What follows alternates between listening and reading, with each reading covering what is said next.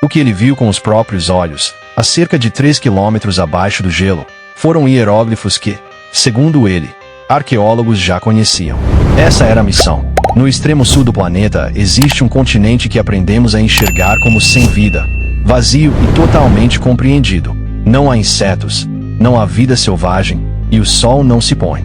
Mas quando surgem relatos de vastas câmaras sob o gelo, de anomalias que desafiam explicações naturais e de regiões cuidadosamente restritas ao acesso humano, os anéis da estrutura se parecem com as paredes de algum tipo de complexo, como algo que foi projetado no meio da Antártida. Então, o que isso estaria fazendo ali? Essa narrativa simples começa a se romper. É aqui que a Antártida deixa de ser apenas uma paisagem congelada e se transforma em um segredo guardado, onde a pergunta já não é mais o que existe ali, mas por que nunca deveríamos ter olhado. Os avisos. Críticos tentaram questionar a autenticidade dela com frases como por que ela ficou em silêncio se já sabia antes, ou será que ela está mesmo dizendo a verdade? Mas Linda Moulton Howe não permaneceu em silêncio por falta de provas. Ela ficou em silêncio porque o peso do que havia descoberto exigia cautela. Salas amplas se abriam revelando escritórios. As informações encontradas não vinham de rumores nem de fontes anônimas, mas de pessoas diretamente ligadas a sistemas classificados, que sabiam exatamente onde estavam as linhas invisíveis e o que acontecia quando eram ultrapassadas. Falar abertamente não colocaria em risco a credibilidade dela, mas sim vidas, carreiras e operações ainda protegidas por juramentos e pela lei. Howe aprendeu que algumas verdades não são silenciadas pela força, mas pela responsabilidade, pela consciência de que divulgá-las cedo demais poderia destruir a confiança, provocar negação em vez de compreensão e fazer com que a história nunca fosse levada a sério quando chegasse a hora certa. Aqueles que afirmam ter visto demais sobre a Antártida, sobre o que existe sob o gelo ou além das narrativas oficiais, quase nunca relatam ameaças dramáticas. Descrevem algo pior, uma pressão tão sutil que parece voluntária. Um conselho para parar de fazer perguntas. Um lembrete sobre financiamentos. Uma referência à família. Uma carreira subitamente colocada à beira do fim. Eles aprendem que sobreviver tem um custo, e esse custo é o silêncio. Os avisos seguem um padrão. A Antártida amplifica essa dinâmica por causa de seu isolamento. Não há espectadores no fim do mundo. Não existem testemunhas independentes. Todos dependem das mesmas rotas de suprimento, do mesmo transporte e das mesmas estruturas de autoridade. Se você é isolado ali, está realmente isolado, e todos sabem disso. Os avisos não precisam ser repetidos. Aqueles que falam anos ou décadas depois descrevem o mesmo impacto psicológico, culpa, medo e a sensação de dever inacabado. Esperaram pela aposentadoria, pela doença ou pelo limite da própria vida para romper o silêncio, não porque a verdade tenha se tornado segura, mas porque havia menos a perder. Sobreviver nesse contexto não é heróico, é humano. As pessoas escolhem a família em vez de revelações, a estabilidade em vez do exílio, o fôlego em vez da verdade. E quem pode culpá-las? O sistema é desenhado para que a coragem pareça autodestruição. Mas o silêncio tem prazo. Ele se desgasta. Com o tempo, os avisos perdem força. Quem os emitiu se aposenta, desaparece ou perde relevância. O gelo derrete, a tecnologia avança, dados vazam, e aqueles que carregaram o peso do conhecimento percebem que o silêncio não protegeu a verdade, apenas a adiou. Os avisos funcionaram por um tempo. Mantiveram bocas fechadas e mapas limpos, mas nunca puderam apagar o que foi visto. Agora, com vozes surgindo das margens, a pergunta já não é se o silêncio foi imposto, mas se ele ainda pode ser mantido. O briefing que nunca foi feito para o público.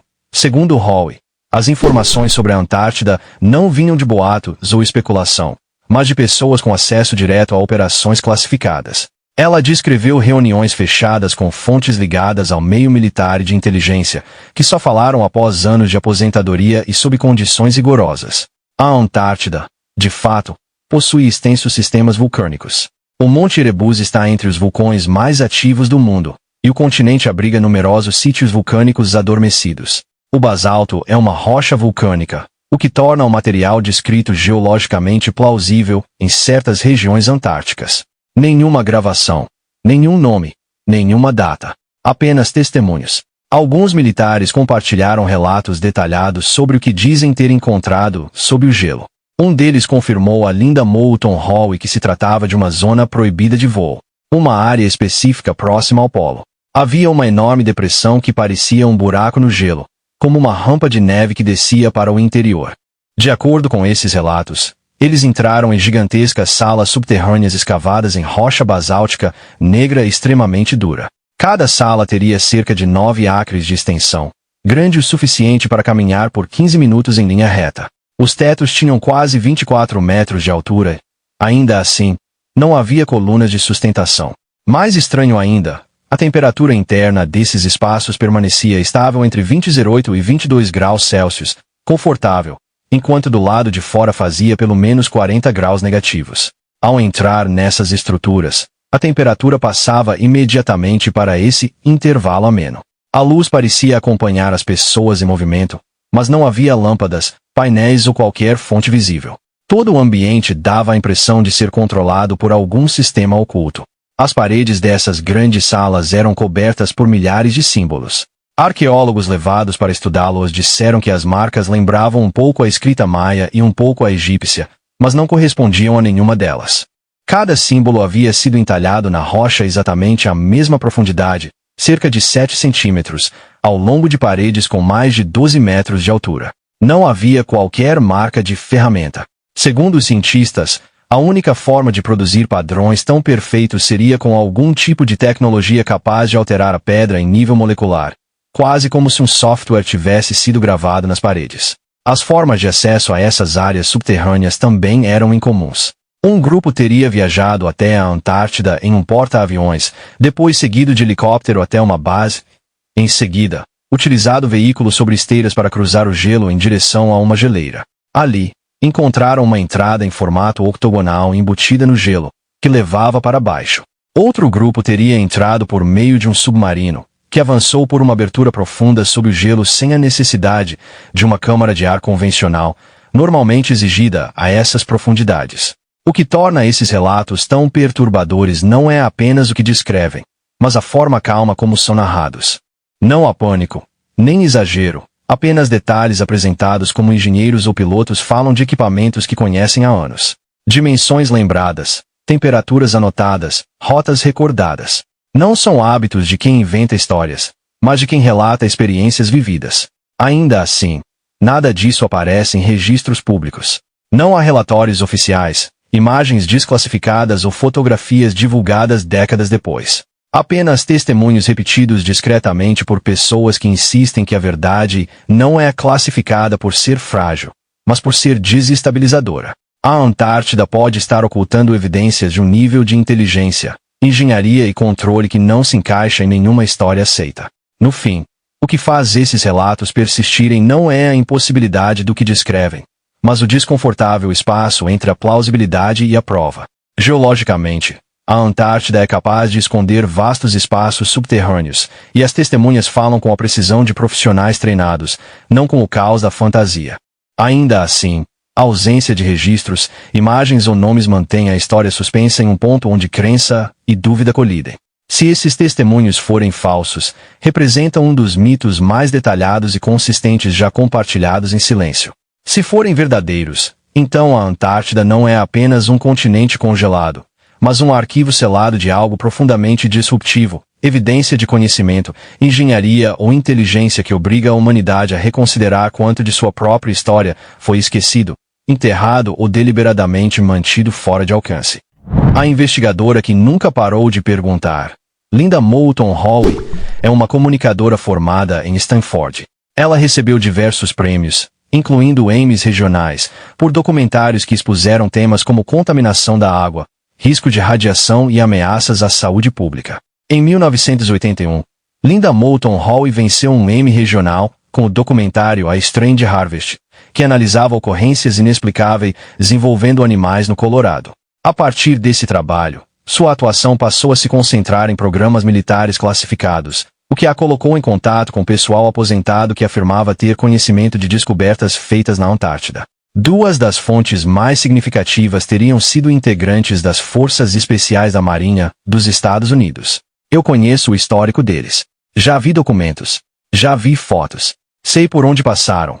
Por mais de 4 décadas, Linda Moulton Howe construiu uma reputação como investigadora meticulosa de temas que a maioria dos jornalistas evitava. O que a diferenciava não era o fato de buscar histórias estranhas, mas que essas histórias pareciam encontrá-la. Fazendeiros a procuravam porque as autoridades não ofereciam respostas. Militares entravam em contato de forma discreta, muitas vezes anos após a aposentadoria, quando o risco parecia menor, mas o peso do silêncio já se tornará insuportável. Com o tempo, surgiu um padrão. Pessoas muito diferentes, de origens completamente distintas, relatando fragmentos de histórias que não se encaixavam perfeitamente, mas também não se contradiziam. À medida que seu trabalho se afastava da aceitação do grande público, a pressão aumentava. Convites para palestras desapareciam. Emissoras deixavam de retornar ligações. Antigos colegas se afastavam. Ao longo dos anos, Howe insinuou repetidamente que algumas de suas informações mais importantes ainda não poderiam ser divulgadas. Não por serem especulativas, mas porque as fontes ainda estavam vivas, ainda presas a juramentos, ainda com medo. Ela relatou ter visto coisas que não podia filmar, sido levada a lugares que não podia nomear e recebido advertências claras sobre consequências. Essas advertências não eram ameaças dramáticas feitas em salas escuras. Eram avisos calmos e protocolares, do tipo dado por pessoas que não precisam elevar a voz para serem levadas a sério. Entre essas insinuações, um local surgia repetidamente, sempre em comentários fragmentados e linguagem cautelosa. A Antártida. Não a Antártida dos pinguins e das estações de pesquisa, mas uma versão do continente na qual quase ninguém pensa. Eu vi fotografias de humanoides baseados na Antártida. Um lugar regido por tratados internacionais, espaço aéreo restrito e um nível de interesse militar muito maior do que o reconhecido publicamente. Ela falou sobre anomalias, sobre tecnologias que não correspondiam às linhas do tempo conhecidas, sobre descobertas feitas e depois silenciosamente reclassificadas. Destacou o quão limitado é o acesso independente ao continente, como toda expedição é monitorada, como imagens de satélite são seletivamente desfocadas ou atrasadas, e como pilotos, engenheiros e contratados relataram desvios de rotas aéreas ou ordens para não questionar o que viam abaixo. Ainda hoje, denunciantes afirmam que há muito mais sobre a Antártida sendo ocultado do que imaginamos. Isoladamente, esses detalhes pareciam banais. Juntos, formavam algo inquietante. Porque o gelo ainda vence. Então, o que podemos concluir sobre as alegações de Linda Moulton Howe? O primeiro e mais importante ponto é que os relatos que ela apresenta não são vagos nem simbólicos. Eles são concretos. Descrevem câmaras com dimensões específicas, escavadas em um tipo específico de rocha, localizadas sob um continente conhecido e operando dentro de uma faixa de temperatura estável. Não se tratam de visões místicas nem de impressões abstratas. São afirmações físicas sobre o mundo material. Em princípio, alegações assim são testáveis. A ciência moderna possui ferramentas capazes de detectar vazios subterrâneos, assinaturas térmicas anômalas e estruturas geológicas incomuns. Radar de penetração no solo, radar de penetração no gelo, levantamentos sísmicos e imagens térmicas por satélite já foram usados para mapear lagos subglaciais, sistemas vulcânicos e cadeias de montanhas ocultas sob a Antártida. Se câmaras com cerca de 9 acres realmente existissem, se as temperaturas se mantivessem de forma constante entre cerca de 28 e 22 graus Celsius, se entradas atravessassem gelo e rocha em locais definidos, essas características deveriam deixar sinais detectáveis. No entanto, nenhuma evidência desse tipo chegou ao domínio público. Não há fotografias, não há mapas de radar divulgados mostrando grandes vazios artificiais, nem amostras de rocha recuperadas que revelem entalhe de precisão além da tecnologia conhecida. Não existem relatórios técnicos vazados, documentos de denunciantes ou confirmações independentes vindas dos milhares de cientistas que vivem e trabalham no continente ao longo do ano, dentro de programas internacionais de pesquisa. A Antártida não é um lugar vazio. Ela abriga pesquisadores de dezenas de países, com estações equipadas com instrumentos avançados, submetidas à revisão por pares e ao compartilhamento de dados. A ausência de confirmação pública por parte dessa comunidade científica global não é um detalhe menor para essas alegações. É a tensão central do debate. Ainda assim, ausência de evidência não é o mesmo que evidência de ausência. Governos já classificaram descobertas antes, especialmente quando elas se cruzam com estratégia militar ou vantagem tecnológica. Pesquisas nucleares, tecnologias furtivas e reconhecimento por satélite já foram mantidos em segredo, mesmo deixando rastros físicos enormes. A Antártida tem um histórico de sigilo durante a Guerra Fria, quando interesses militares coexistiram discretamente com missões científicas. A falta de provas públicas não invalida automaticamente o testemunho de Howe, mas o coloca fora dos limites do conhecimento verificável. É nesse ponto que as alegações permanecem suspensas. Elas dependem inteiramente de fontes anônimas, sem nomes, datas ou evidências físicas. O testemunho, mesmo quando sincero, é a forma mais frágil de prova. A memória pode falhar. A percepção pode ser moldada por expectativas, e relatos que não podem ser verificados não podem ser avaliados de forma independente.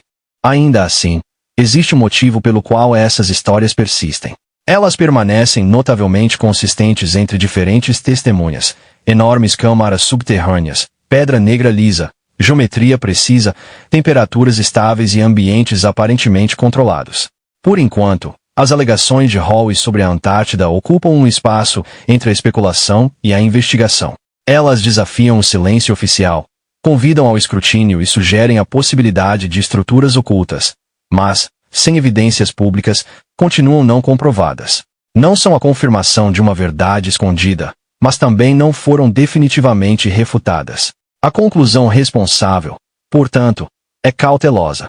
O trabalho de Howe preserva testemunhos que um dia podem ser contextualizados por descobertas futuras ou descartados como produto de uma cultura de sigilo e sistemas de crença que prosperam na ausência de transparência. Até que evidências físicas surjam, até que estruturas sejam detectadas, amostras analisadas ou documentos divulgados, as alegações permanecem sem comprovação. Elas não confirmam uma verdade oculta sob o gelo, mas também não foram conclusivamente negadas. Por ora, existem onde os mistérios costumam viver, no espaço entre o que pode ser imaginado, o que pode ser dito e o que pode ser demonstrado.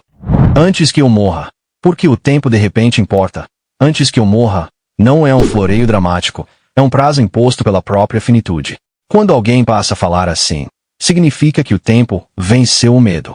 O momento importa por razões práticas. Autorizações de segurança expiram. Acordos de confidencialidade têm limites, e as consequências profissionais diminuem após a aposentadoria. Muitas revelações sobre programas classificados surgem no fim da vida, quando os riscos legais e de carreira são menores. Quem fala tarde costuma ser acusado de oportunismo ou delírio. Por que agora? Por que não antes, quando parecia mais importante? Essa pergunta ignora como o poder funciona. No início da carreira, revelar algo coloca tudo em risco. Mais tarde, esse peso diminui e o cálculo psicológico muda. Escolher falar antes do fim é uma forma de responsabilidade. É registrar observações com precisão, preservar informações enquanto ainda são relevantes e manter a memória para estudos futuros.